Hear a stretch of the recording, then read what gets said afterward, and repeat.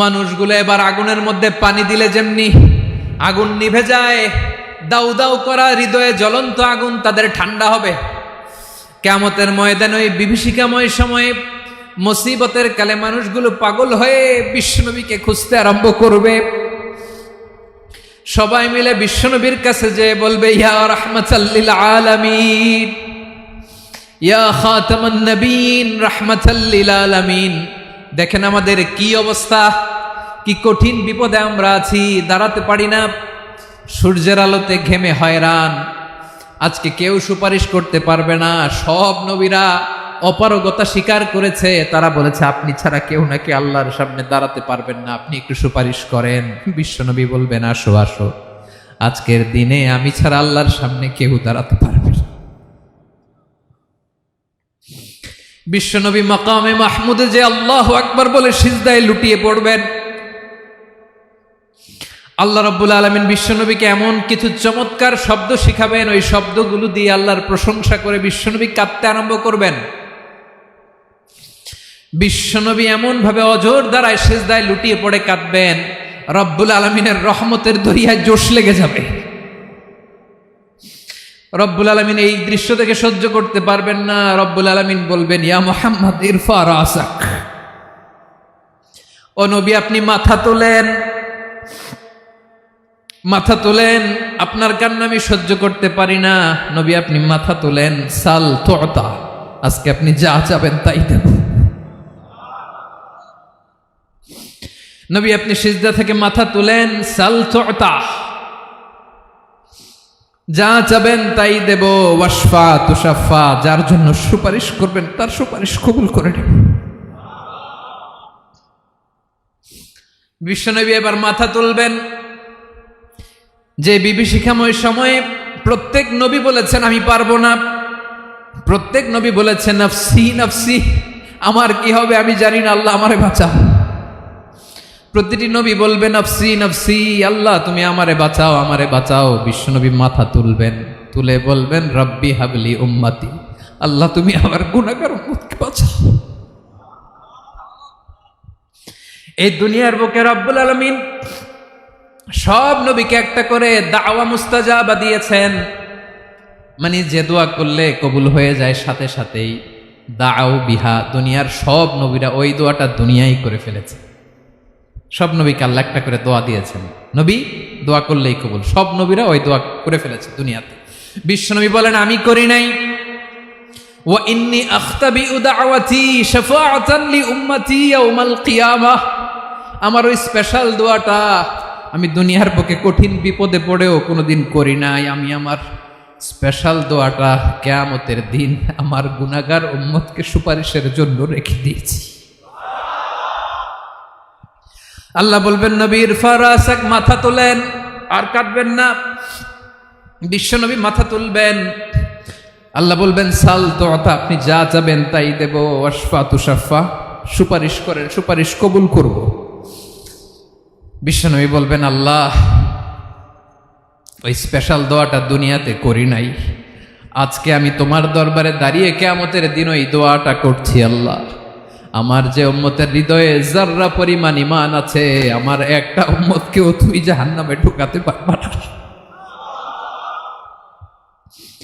বিশ্বনবী পাগলের মতো একবার হাউজে কাউসারে যাবেন, একবার সিরাতে যাবেন, একবার পুলসিরাতের দিকে, একবার হাউজে কাউসারের দিকে, পাগলের মতো দৌড়াতে থাকবেন, তার কোনো গুনাহগার উম্মত যাতে জাহান্নামে ঢুকে না যায়।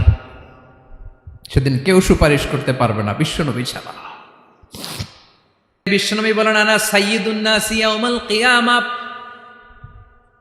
আমি কিয়ামতের দিন সর্বশ্রেষ্ঠ হব, মানুষের মধ্যে সর্বশ্রেষ্ঠ সেরা আমি বিশ্বনবী। আলহামদুলিল্লাহ পড়েন। বিশ্বনবী বলেন সেদিনটা বড্ড ভয়ঙ্কর, সেদিন কেউ কারো কোনো উপকারে আসবে না, বন্ধু বন্ধুর কাজে আসবে না, স্ত্রী স্বামীর উপকারে আসবে না, স্বামী স্ত্রীর উপকারে আসবে না, পীর সাহেব মুরিদরে বাঁচাতে পারবে না, মুরিদ পীর সাহেবরে বাঁচাতে পারবে না, নেতা কর্মীর পরিচয় দিবে না, কর্মী নেতার পরিচয় দিবে না, ভাই বোনকে চিনবে না, বোন ভাইকে চিনবে না, বাবা তার সন্তানকে চিনবে না, মেয়েকে দেখে মা দৌড়ে দৌড়ে পালাবে, বড্ড ভয়ঙ্কর দিন। বিশ্বনবী বলবেন জমিনটা এখনকার মতো থাকবে না, পুরো জমিনটা সমান হয়ে যাবে, ফ্ল্যাট। এখন তো গোল, তখন ফ্ল্যাট। সবাই এক জমিনের উপরে দাঁড়াবে, সূর্যটা মাথার কাছে চলে আসবে, সূর্যের গরমে মানুষের মাথার মগজ গলে গলে কানের ছিদ্র নাকের ছিদ্র দিয়ে বেয়ে বেয়ে পড়বে। সবাই হয়রান, পেরেশান, ক্লান্ত শ্রান্ত। মানুষগুলো বলবে বাঁচার কোনো উপায় নাই। 50,000 বছর মানুষ এরকম দৌড়াবে, চিৎকার করবে, কাঁদবে, বাঁচার কোনো উপায় নাই। সবাই বলবে আল্লাহ যদি বিচারটা শুরু করতো, যা হবার হবে, আগে বিচার শুরু করুক। বিচারই শুরু হয় না, বিচার শুরু হইতেই 50,000 বছর। আল্লাহ, 50,000 বছর, 5,000, 15,000 না, 50,000 বছর এরকম যাবে। মানুষগুলো কাঁদতে কাঁদতে বলবে চলো আমরা আদম আলাইহিস সালামের কাছে যাই, যেন আল্লাহর যে সুপারিশ করে, আল্লাহ আপনি বিচার শুরু করেন। কিয়ামতের ময়দানে সবাই মিলে সাইয়েদনা আদম আলাইহিস সালামের কাছে যেয়ে বলবে ইয়া আবাল বাশার ইয়া আউয়ালাল আম্বিয়া, ও আদম নবী, আপনি দুনিয়ার বুকে প্রথম নবী। আল্লাহ নিজ হাতে আপনারে 60 হাত লম্বা করে বানিয়েছেন, আপনার সম্মানে ফেরেশতাদেরকে সেজদা দিতে বলেছেন। দুনিয়ার প্রথম নবী, প্রথম মানুষ আপনি। আপনি আল্লাহর যে সুপারিশ করেন যেন আল্লাহ বিচার শুরু করে। আদম আলাইহিস সালাম বলবেন আমি পারবো না, কারণ আল্লাহ আমাকে একটা নিষিদ্ধ গাছের কাছে যেতে নিষেধ করেছিল, আমি ভুল করে এই গাছের ফল খেয়েছি। নাফসি নাফসি, আজকে আমার কি হবে আমি জানি না, আমি বড় লজ্জিত। আমারে যদি আল্লাহ জিজ্ঞেস করে কেন খাইছিলাম, আমার কোনো উত্তর নাই। তোমারে বাঁচামো কেমনে আমি? নবীরা থার করে কাঁপবে সেদিন। আদম আলাইহিস সালাম বলবেন আমি পারবো না, মাফ করো আমাকে, আমি পারবো না। ওই যে ভুল করে গন্ধম খেয়ে ফেলেছি, নিষিদ্ধ গাছের ফল খেয়ে ফেলেছে, আমি বড় লজ্জিত, অনুতপ্ত, আমি পারবো না।